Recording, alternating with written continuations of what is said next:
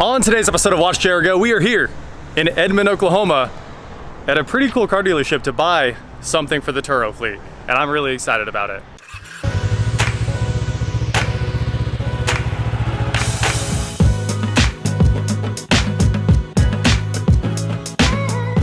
What is going on, guys? I am Watch Chair Go, and today we are here at Exotic Motorsports of Oklahoma. I've been here quite a few times. They usually have some cool cars. And then I was searching for Turo cars and I was like, this is the cheapest Cayenne I have seen anywhere around here. And you know what rents? SUVs, especially nice SUVs. So we bought this Cayenne. I bought this Porsche Cayenne for $23,000. And when you guys see it, I think you'll be mind blown at how nice it is. All right, let's look inside. We have this beautiful saddle interior, tan interior. Beautiful, beautiful car. It's clean Carfax 285,000 mile for 23 grand? Like, are you guys kidding me? So, let's get this out on the road, have some fun. Oh, I just found one door game. I think that's the only imperfection I found. It was like, it's in there. Yeah, you can see it, it's right there. So, other than that, unbelievably clean car, exactly what they described it as, so I'm pretty pumped. Also, the statue's here with me to drive the truck home, I guess. Drive whatever you want home. We'll drive something. We got the deal all wrapped up. Angel took care of us. We got 2 keys for this thing too. It's pretty incredible. And weirdly, the paint looks pretty good. We've got the detail master here. He said the hood needs corrected, and that's... We'll fix it. I feel like, wasn't the front badge fading? It looked like it faded to silver, like somebody... Yeah. It might need a badge on the front end. But other than that, this is a clean car, and I think it will rent for 150 bucks a day, which is really good money for what the car is. For sure. Let's get out on the road. Well, let's get to Whataburger.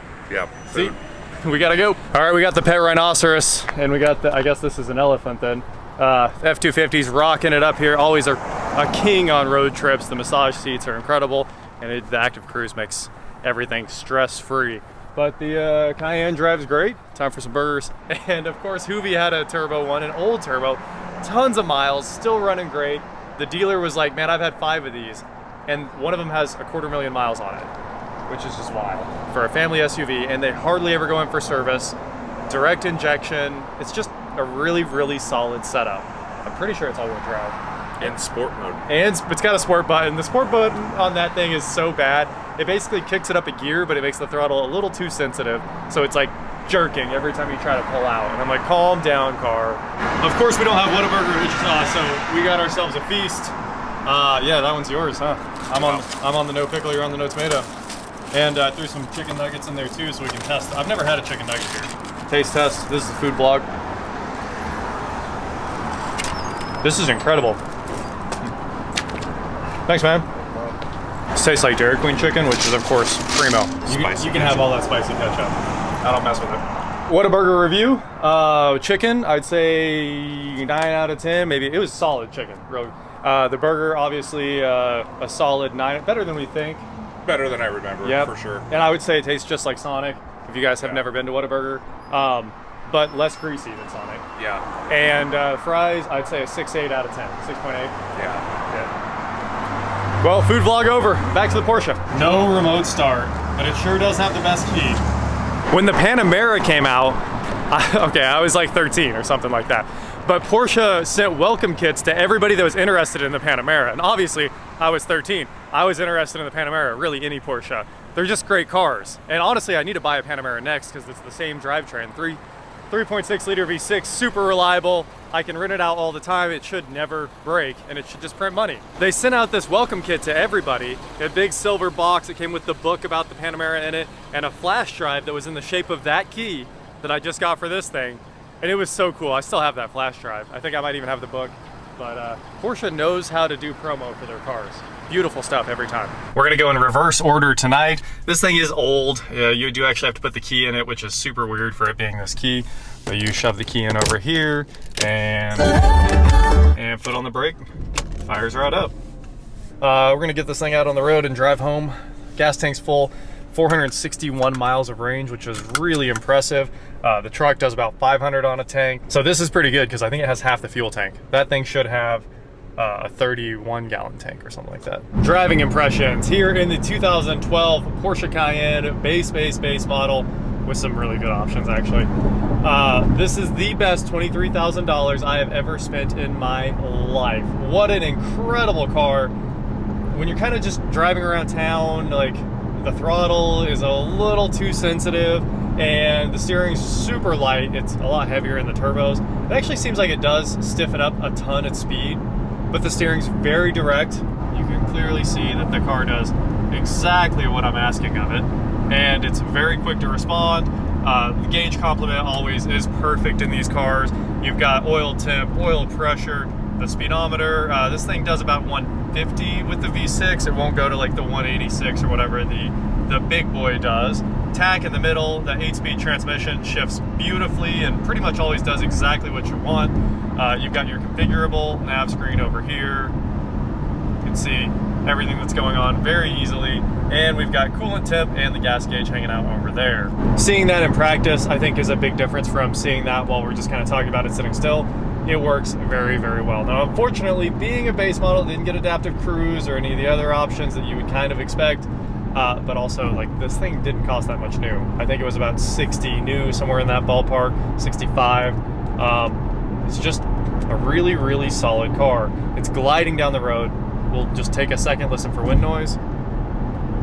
There is wind noise, and I think it's because the windshield is aftermarket and it's leaking a little bit around the very top. But I don't hear anything out of the sides. This is honestly just absolutely incredible. We're passing a semi right now. I can still talk to you guys at a normal volume. I don't have to raise my voice. Usually in a lot of cars you're yelling over a semi that's passing beside you. So gliding down the road, and these tires are shot. It's got Goodyear Eagle LSAs on it, which is a solid SUV tire, but they look really old, and they're probably coming down to the end of their life. I'd say they're like 5, 6, 30 seconds, something like that. They're close to the end, but they're still quiet. The suspension's great. It's totally flat, and we're on I-35. This is an Oklahoma road. It is the ultimate test of suspension. We're just flying down the road without a care in the world. Like, you don't feel the road at all.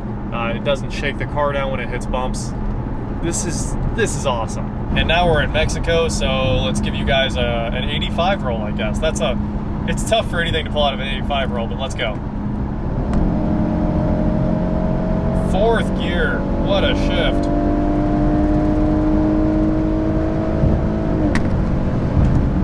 And we're back from Mexico.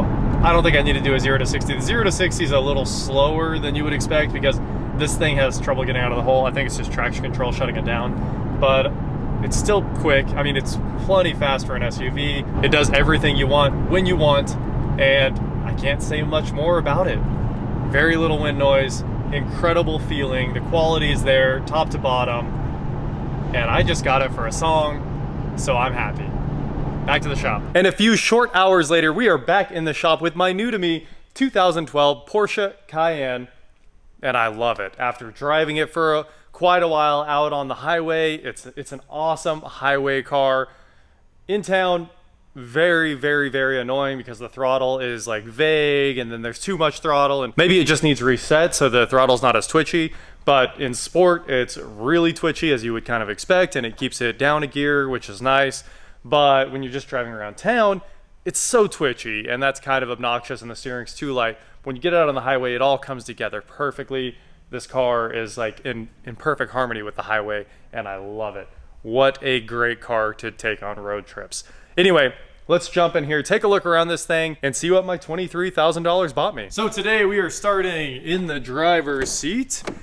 This is a second generation Cayenne, and it has all the cool features that you would expect out of a much newer Porsche, and it's kind of shared with the Panamera. I know I said this is a base, and yes it is, because it has the 3.6 liter engine, but it's pretty well equipped for an S. Basically, the owner spec'd a base with all the S options and then added Sport Chrono to that. So I don't have a window sticker, but maybe it cost more than I expected. Maybe this was like a $70,000 kind of optioned out Cayenne, maybe even a little bit more. It's pretty nice. So obviously beautiful deep blue, and this deep blue with that green, oh, they look good together. I love it. I'm loving these SUVs that are going to be rentals, and then this awesome interior. It just looks so good. So memory is actually an S option, And this one has it. The sunroof is an S option. This one has it. And Sport Chrono, I think, is still even an option for the S. And this one has it. It has the lap timing system built into the head unit too, so definitely a full Sport Chrono. You get the window switches from the 911, Panamera, all that good stuff. In the back, there are power sunshades as well, so honestly, I should probably just flip this thing on so we can start demoing some stuff. Since we're starting here on the door, you've got your door handle, you've got lock, unlock, your memories, mirror controls, power folding mirrors, of course. Honestly, now almost everything has power folding mirrors.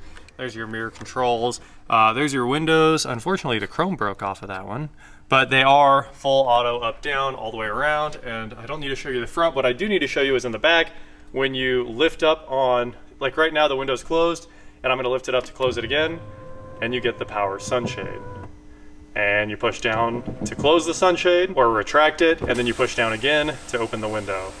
So that is how you use the windows on these. You can do the same thing in the back. There's no extra switches, but you definitely have a sunshade. While we're here on the back door, check this out. Storage pops out of there and it's lighted. And I think there's even an ashtray that can go in there if it's supposed to be a smoker's car. The back seat of this thing is pretty sparse compared to the front, so we might as well just talk about that. Cup holders in the armrest in the center, like you would expect. There's a lock button right there, which might lock the doors. I'm gonna guess that it does. And there's rear heated seats as well. There's probably, if you have 4-zone climate control, I bet it goes right there. There's a 12-volt outlet right there, and that's really about all there is to say about the back. You've got nice lights, handles, some storage. And again, I won.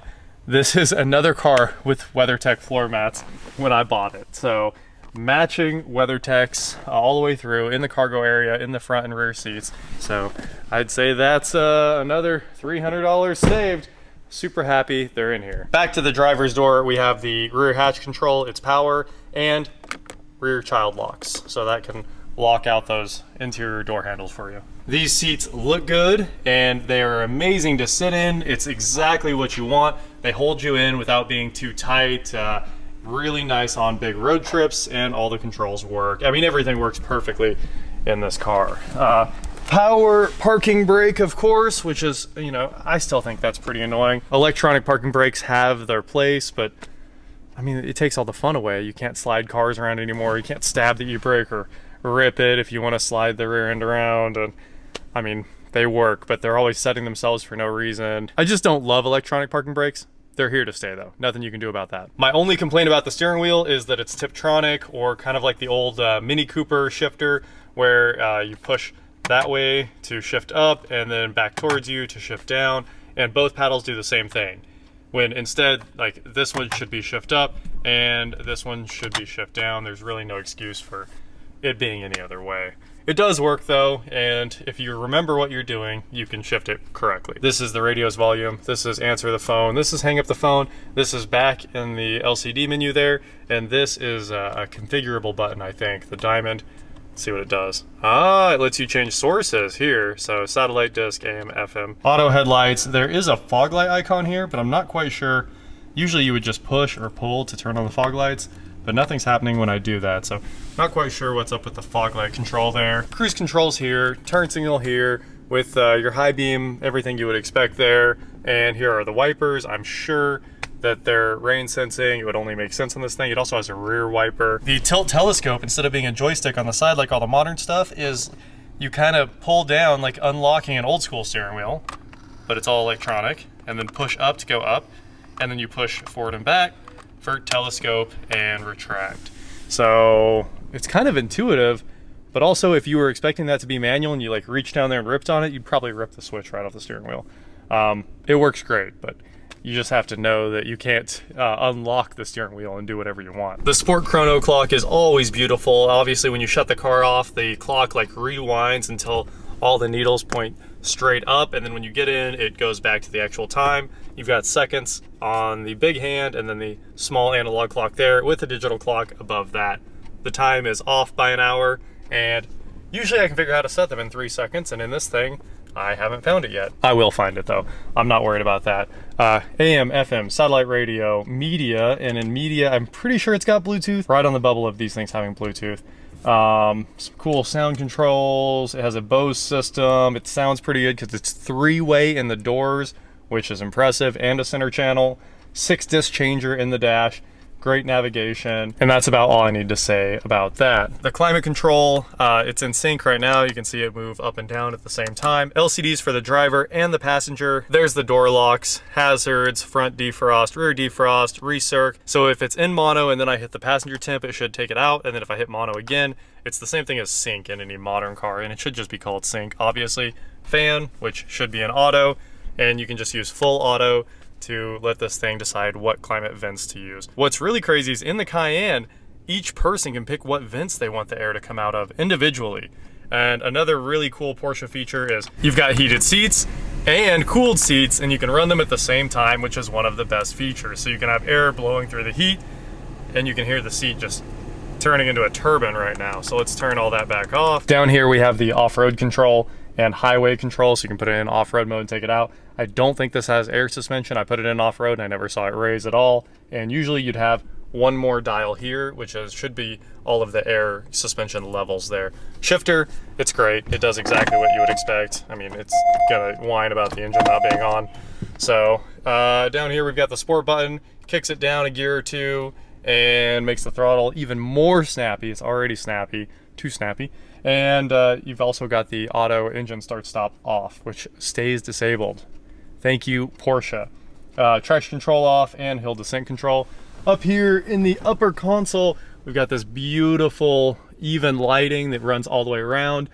Makes everything look nice at night, and if it's on while you're driving, it doesn't bother you. You can control all the lights, front and back. This is all the lights in the car. This is the rear lights.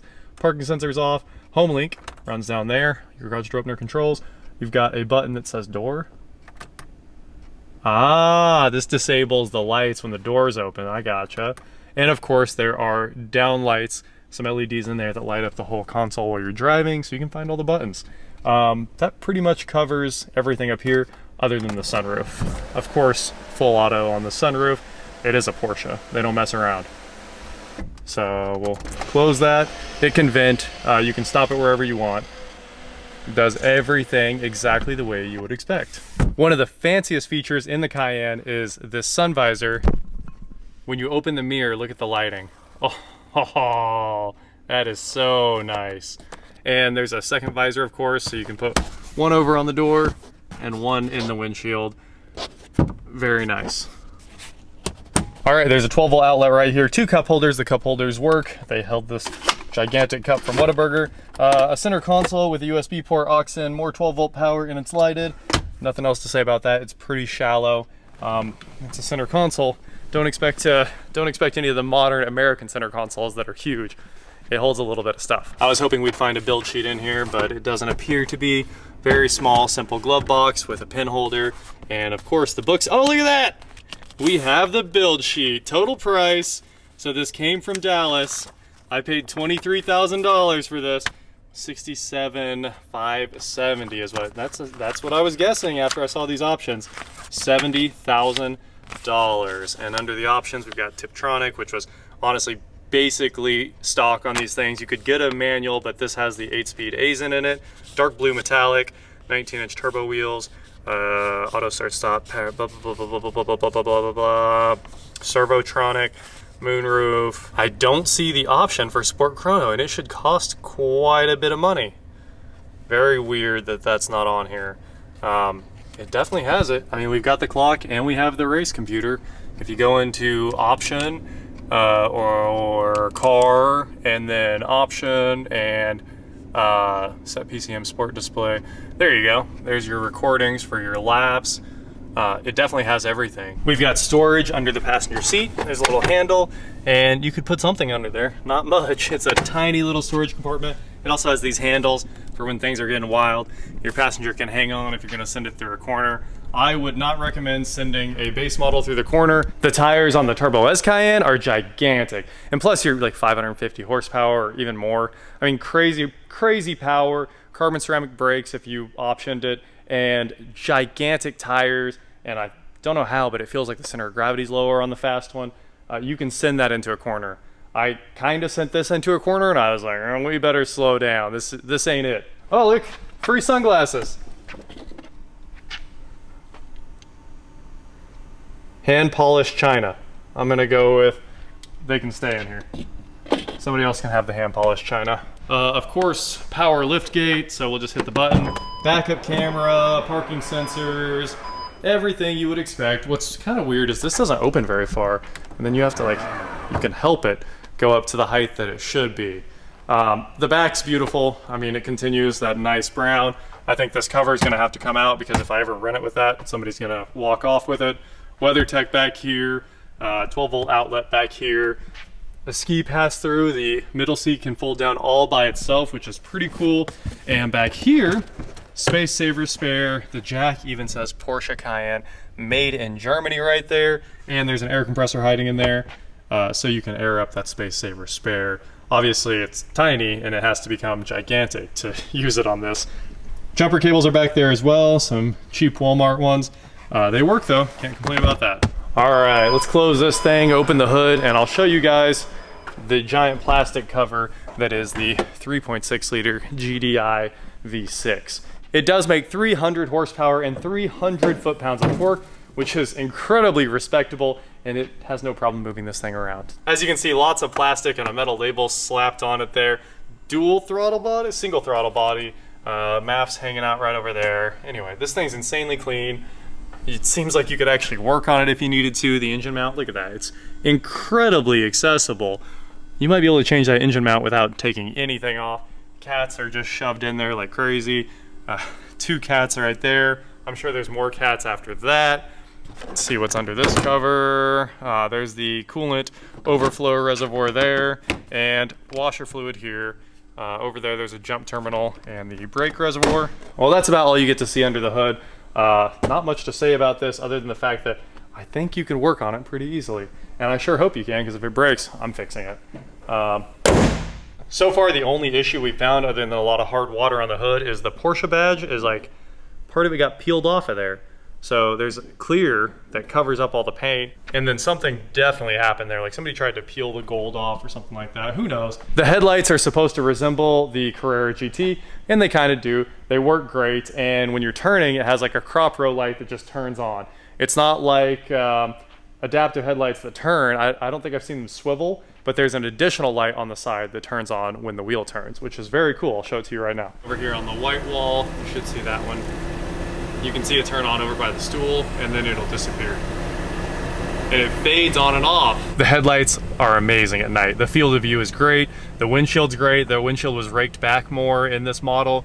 And then the rear end was squared off, so they just really changed the shape of the Cayenne for the Gen 2. I love the way it looks. It saves you some weight. They took the low range transfer case out of the Cayenne because obviously it wasn't really made to be an off-roader. There's not much else to say after that. It is built well. It feels like a tank and rides super nice. It carries itself well, and steering's a little too light in town. Throttle's a little too twitchy in town.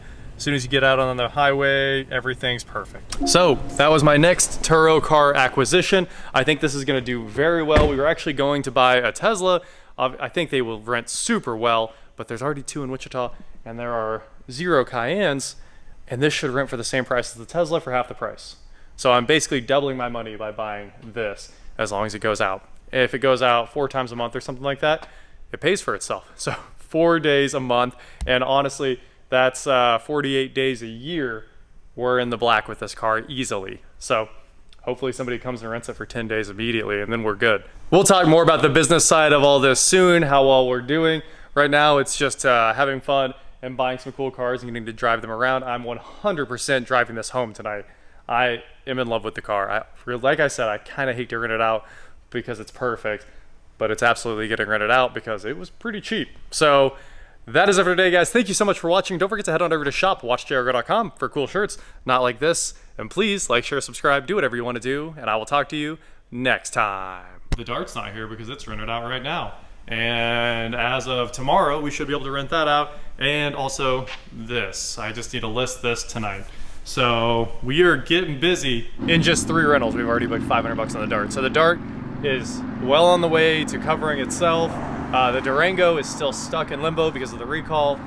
But it's gonna be fun. This is gonna be an adventure. So we're just gonna commit and try it, and you guys can see what happens. If it all burns down, that's what happens.